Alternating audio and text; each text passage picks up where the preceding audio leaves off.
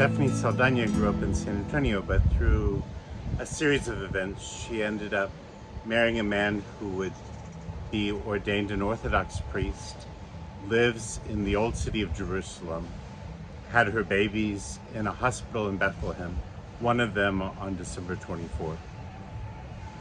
She was back in San Antonio for her father, Steve Saldana's funeral many years ago now.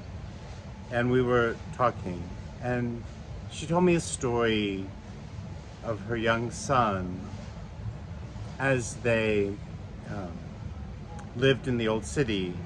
They lived very close, as any tourist would know, to one of the Turkish markets, because everything is close to a Turkish market. And the man who ran this particular Turkish market, every time they came by with their probably 4-year-old son, 5-year-old son, he would give him a gift. And it was every time he would give him a gift. And finally, Stephanie's husband took him aside and told him, "Look, please stop spoiling our son." To which this man replied, "Please allow me to teach him generosity."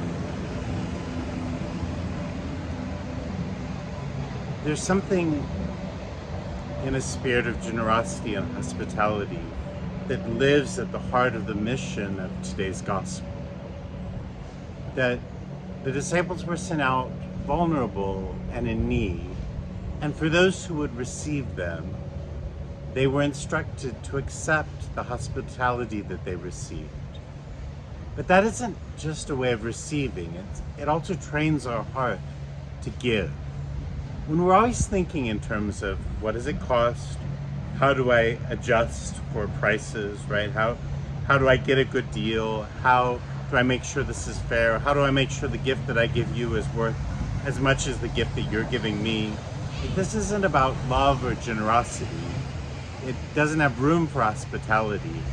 It's all business. It's no way to live. I remember when I was for some time myself in the Holy Land, we'd always haggle, and anytime somebody was selling something, I was always trying to get a better deal. Until one day I decided to walk from Jerusalem up to Jericho, and along the way got off the main road because I was going to walk through the Wadi Kelt. I thought it would be more natural, but unfortunately I was overheated and dehydrated, and I just came across a Bedouin camp,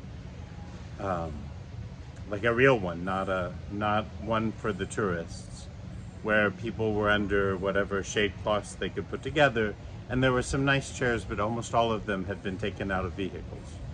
So here they had me seated on one of their best front seat chairs on the ground under the shade sail, gave me water, really made sure I was okay.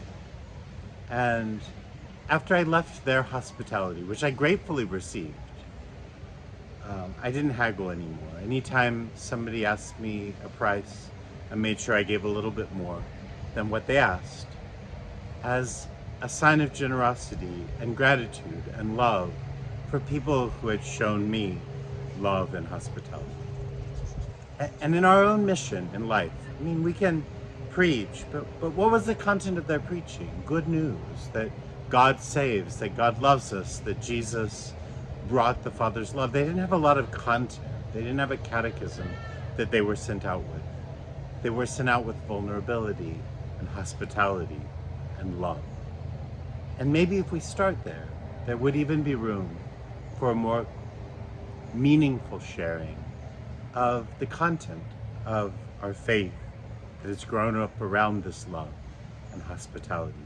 Maybe our own mission, our own being sent forth, would be more effective if we allowed ourselves to be vulnerable, to accept, and to return hospitality.